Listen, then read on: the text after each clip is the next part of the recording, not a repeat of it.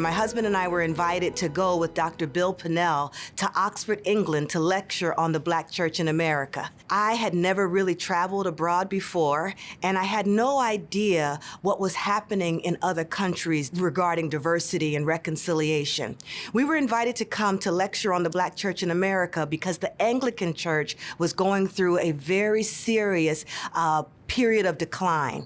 Young people weren't coming to church anymore. They weren't able to attract new parishioners. So old, Gothic, beautiful, ornate buildings were being left empty because they weren't able to stay relevant to the congregation and the people that they seek to serve. They wanted to find out why their churches were starting to lose a sense of being relevant to people, and they did a study. And their study proved two things that were very important for them to understand.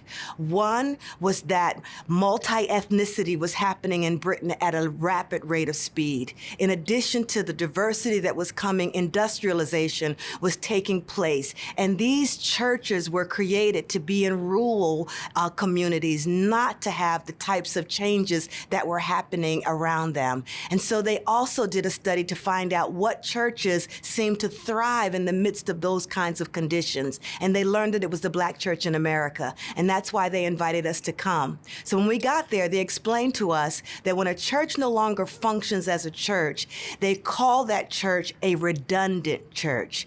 I had never heard that term before, but I think it is so accurate that somehow when a church is not a church and has become a library or an office building or is empty and is no longer a place of worship, it's in a state of redundancy. So they listened to us talk about how we deal with the changes happening in cities here in the United States. And they took notes on things that we took for granted. It was an eye-opening experience for me that my story, my perspective as an African-American woman mattered, that my experience as a Christian in the Black church mattered, not just to me in my own context, but globally my story had relevance. And it also said to me that the very same stories, the diverse voices was necessary for the church here in the United States too, that without those stories, there was something lacking in our congregations, and that this issue of diversity had something to do with the relevance of the church, because without it, we too would become redundant. And that this global call to diversity was something we all needed to step forward into.